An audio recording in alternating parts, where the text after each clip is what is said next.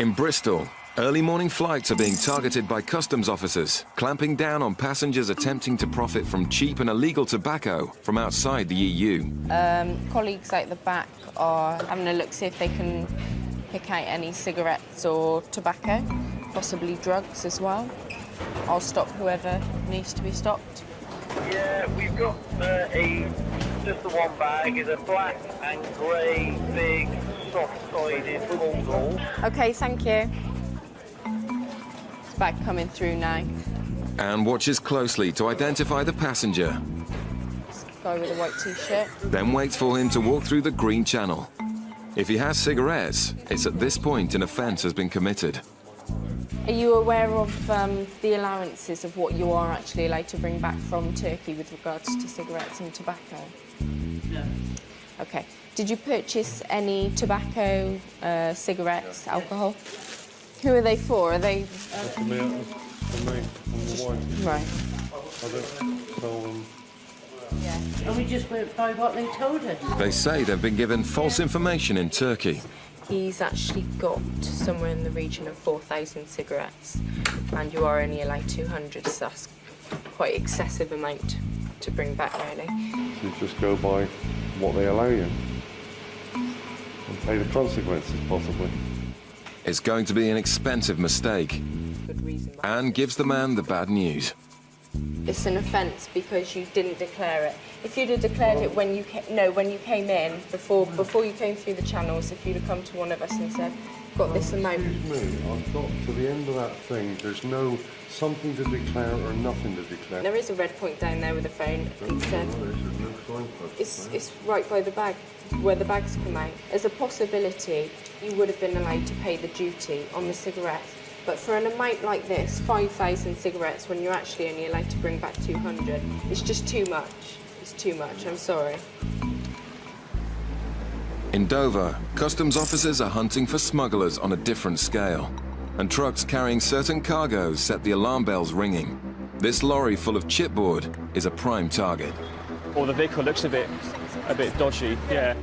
Armed with their giant X-ray, customs can quickly scan huge trucks, and innocent drivers can be sent happily on their way. This load is chipboard, zone's intact. You're free to scan. Thank you. So we're looking for any inconsistency. I've been told the load's chipboard, so it should just be the same all the way through. There's something in there that shouldn't be there. This here, there's a shadow across the centre there. You see the shadow even more there, right across the centre. The X-ray has picked up a large anomaly, which needs further investigation. Show up. Sneaky. Okay, cool. Okay. Thank you very much. It looks highly suspicious. So the truck will now need to be offloaded. It will take hours, meaning a long delay for the driver. Back in Bristol, the man who's had his cheap Turkish cigarettes seized by Anne isn't going quietly. After her 12-hour night shift, Anne's doing her best to keep calm. There's one rule for one person, one rule for a different person. One customs officer will allow one customs officer will allow something totally different. This is the kind of thing that puts small businesses out of business, and that is what they tried to stop. No, it isn't. It's getting the money from for the government. It's a large amount, and it wasn't declared before you came through the channels. You actually came through the channels without making... What channels you're talking about? This point down here, that you walked through. Show me what you're talking about. The man doesn't have a leg to stand on, and Anne's patience is being tested to the limit. I understand at this point there is not a green channel because there is construction work taking place. But everybody that wants to declare something should either speak to one of our officers that is stood here, or this red point here. There is a phone, and if you pick it up, you will be connected to a customs officer and you will need to declare what you have. This is a declaration. If you make this, we offer you to pay the duty. Unfortunately, you didn't do that. I had to stop you. I came from there. I walked over to here. Yes. I'm looking for my baggage. I come round here. I get my baggage. I look here. Nothing to declare. Arrivals from European Union. Whoosh. where's something to declare? This is Oh, now something hang to on a minute. declare. Hang on. Where is something to declare? Well, it Now, doesn't come need off to it. say. Now, play the some- game. It doesn't need to say something to declare. You can read, obviously, and that's. Nothing to declare. Big letters. Yes, that is. I'm not going to argue anymore. Look, goods to declare, red point. Warning, if you have I failed to didn't make see the that. appropriate. I didn't know that. All I'm know, not going to it's argue a about bit- it anymore. You do have the right to appeal against my decision. The rules are the rules. I'm sorry, I don't make those rules. I know, it's just the way, it's just, you know, one to one to another. So I can keep these, can I? Yes. As a final act of generosity, Anne decides to let them have back their allowance. But the man's angry mother doesn't know how to keep quiet either. I think they should be sorted out. They're telling us one thing and law's another thing, though.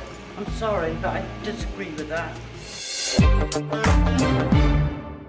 Undercover officers also take on cigarette smugglers, but on a global scale. In 2003, investigators in Bristol got a tip-off about a second-hand furniture dealer called Smith smuggling cigarettes from the Far East. Smith's level of business, his income tax returns, didn't reflect on the lifestyle he appeared to enjoy. He had a large house and a swimming pool.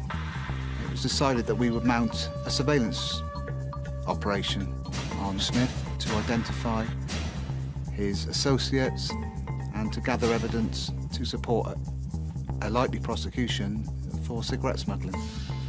One of these associates was a gentleman in Birmingham called George. George visited Malaysia on a number of occasions, and it was obvious that those visits were to organise the eventual importation of containers. The investigation uncovered an extremely well-organised criminal gang bringing in containers of cigarettes to Southampton container port. What they were actually doing was piggybacking containers of flat-pack bunk beds from Malaysia and China. The cigarettes were in identical boxes to the flat-pack bunk beds. The only difference was no bunk beds.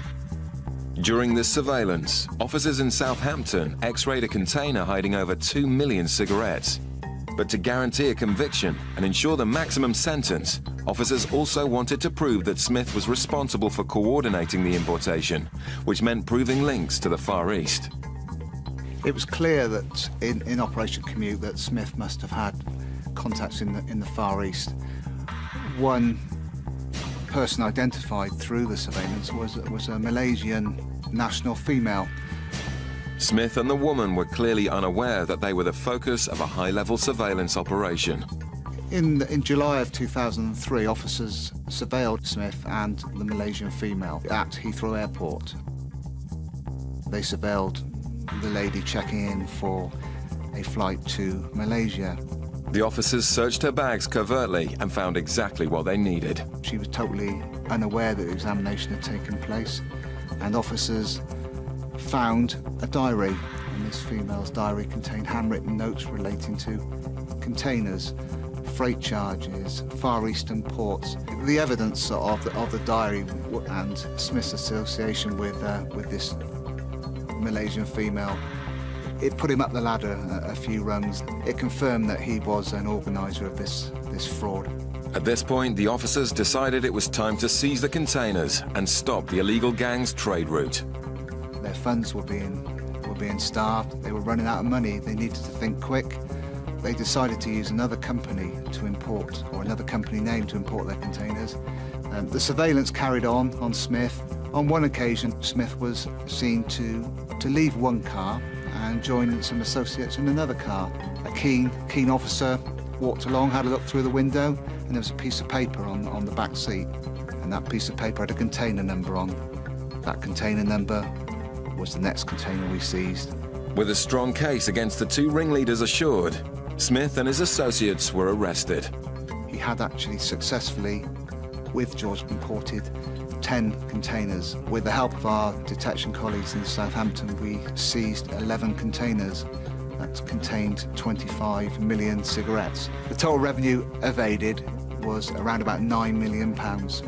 With the sheer scale of the fraud and the overwhelming evidence, investigators weren't surprised by the sentences handed down.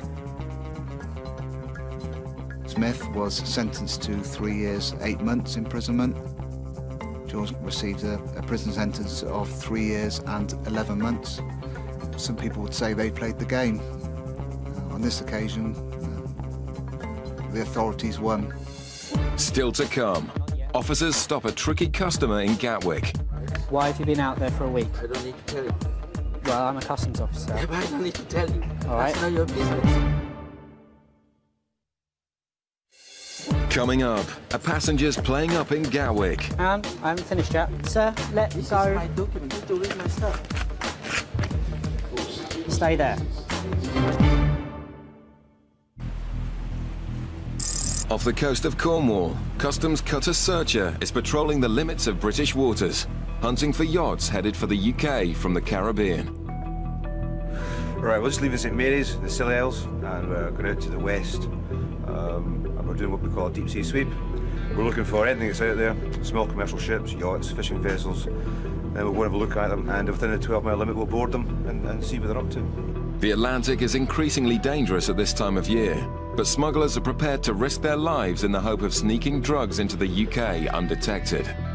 Territorial waters, we've got the power to board any vessel and ask people questions of where they've come from and search the vessels. Colin uses a powerful radar to scan the ocean for yachts.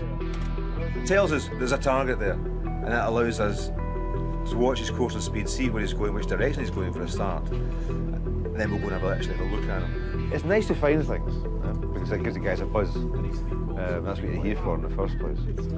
But today, there's nothing around but a vast ocean. And it's easy to see why the cutter crews are the most sought-after jobs in customs. Beautiful, aren't they? And that was the game you used to do. You could see how close you get to the basket shark. The chipboard truck with a suspicious X-ray is now in the search bay.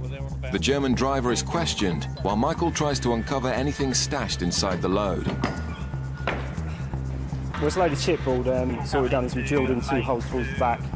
As I drilled through, it kind of went down about that deep and then just gave way. And as I pulled the drill bit, I could smell a little bit of tobacco, and also I could see little bits of tin foil. The only problem is with wood sometimes because the drill, it burns it when you're drilling. It can smell a little bit like, you know, kind of tobacco type smells. It could be a false alarm, but as the top layer of chipboard comes off, the source of the tobacco smell becomes very clear. Michael has uncovered a massive haul of cigarettes in a coffin concealment.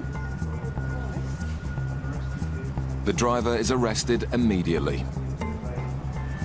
Verstehe sowieso gar nichts.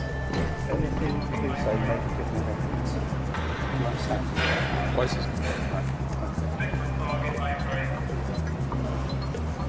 Well, there's a large quantity of tobacco, marble cigarettes. I'm guessing there's some other bits and pieces in the boxes and stuff, but we'll find out in a bit.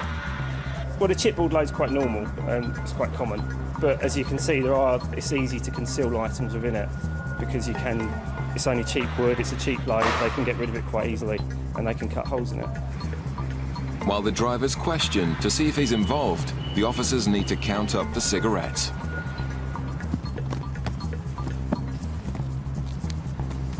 How much was it? You've got 160,000 in there, in the boxes, Yeah. 160,800 on the pallet. So in total it's 320,800. Just one. So times that by 6. In all, nearly 2 million cigarettes. Because you spend so much time looking in lorries and not finding stuff, because obviously, you know, not everyone's bringing things in. So it's good to find something. That's a good number as well. This is what we kind of want to get, really, because this is the big numbers. In Gatwick, the baggage X-ray has picked up a suspiciously empty suitcase, and customs want to talk to the passenger. Officers have to tackle all kinds of passenger, and some are more cooperative than others. Hi, sir. Hi, where have you come from today? Tripoli, yeah? Okay, just want to bring your bag over here first. Just here. Officers ask simple questions to work out if further investigation is needed. But this man is making things difficult. Yeah, no, that's fine. We'll try and make this as painless as possible. You need to be quick, yeah? but I understand I've got to do my job though, yeah. Just, first of all, whereabouts are you going to in the UK? Where's home for you here? When I live here. Yeah, yeah, where's home? Check it in your system. Right, if you tell me, then I won't have to go and check it. There you go and check it. No, if you just tell me where you go. Give me a break, then just let me go. Why have you been out there for a week? I don't need to tell you. Well, I'm a customs officer. Yeah, but I don't need to tell you. All right. That's not your business. Did you pack the bags yourself? Yes, yeah. And do you know what's inside your bags? Listen, I have just opened it. All right. Can you check? Well, if you can open your bag up and let's have a quick look inside again. Officers were alerted by the empty bag, but are now very intrigued by the man's demeanour. Just got an empty bag, yeah? All right. Okay, that's all right. No, no, I won't need to take everything out. My son is just looking for me. Just get. All right, sir. All right. Sir.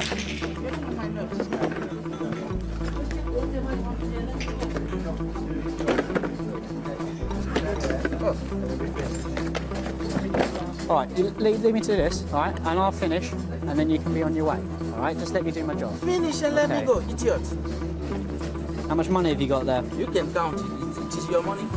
No, it's your money, so, Yeah, you tell me how much you got. What does that have to do with you? Sorry? What does that have to do with you? I just would like to know how much you've got there. I don't need to tell you. All right, fair enough. Imbecile. Unless the man starts to cooperate, this baggage search could take quite some time. Searchers' deep-sea sweep has so far been a washout. Well, I'm heading back in for St Mary's now. Unfortunately, there wasn't very much out there today at all. We've searched quite a big area, but all we've found is lots and lots of dolphins. But heading back in, the radar picks up a target. This is the target here, this chap here. The yacht appears to be coming from the Canaries, a frequent transit point for drugs from Africa and the Caribbean. In this neck of the woods, but mostly where those vessels come from into this area, I'd suspect that if there's anything there, it would be drugs. And it's possible it'd be quite well hidden on board the yacht as well. Officers boarding vessels at sea never know what they might face. The drugs trade is worth billions, and smugglers are willing to protect their goods with force. Smugglers also try hard not to stand out from the crowd, so even the most innocent-looking boat needs to be treated with suspicion.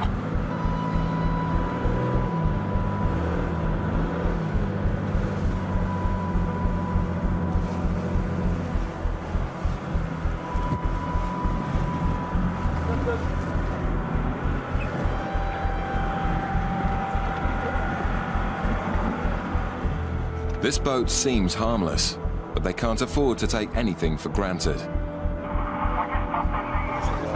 It's just a customs visit. One of my colleagues is just going to have a quick look around. How many people are there on board in total? 4 of us. It's just the 4, is it? Nobody else down below? Just let my colleague have a quick look, come back to me and he'll let me know. Okay. Do you have any drugs on board? Cigarettes, spirits, narcotics, or firearms, guns, knives, explosives? You've got knives for the kitchen, that's fine. While the officers question the crew, the officer searching below deck signals the all clear. No, he's happy. He's happy. He does that when he's happy. They decide that the boat is clean, and the happy crew sail off into the sunset. Yes, Ray, Billy. That's us just left the Dutch yacht.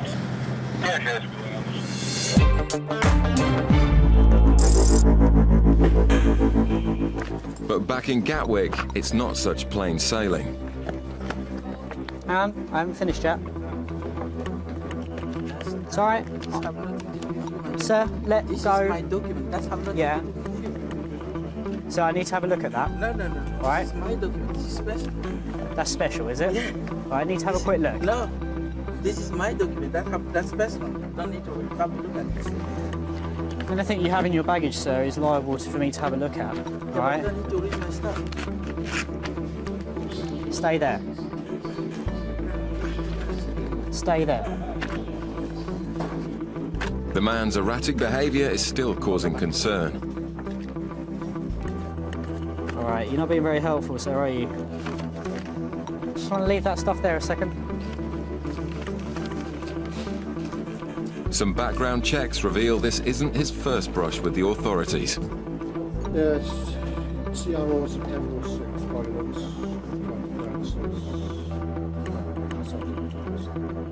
Fits in. Yeah,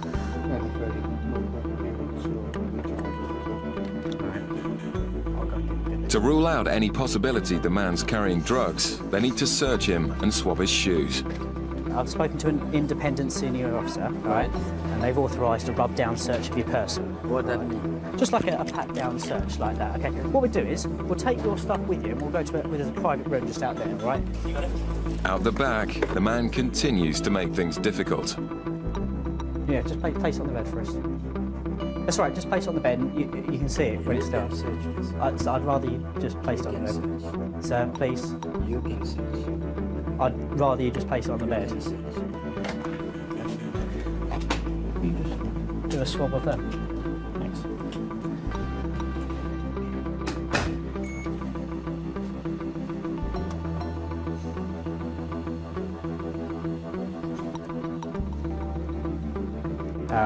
He's got 2 mobile phones plus another SIM card.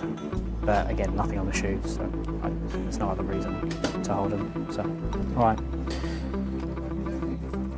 In the end, it was all a lot of fuss about nothing. The smallest reason someone can just kick off, and he just threw his dummy out of the pram and just chucked everything around, and that was about as much as he could do. You know in those first couple of seconds if it's going to be worth it or not with him.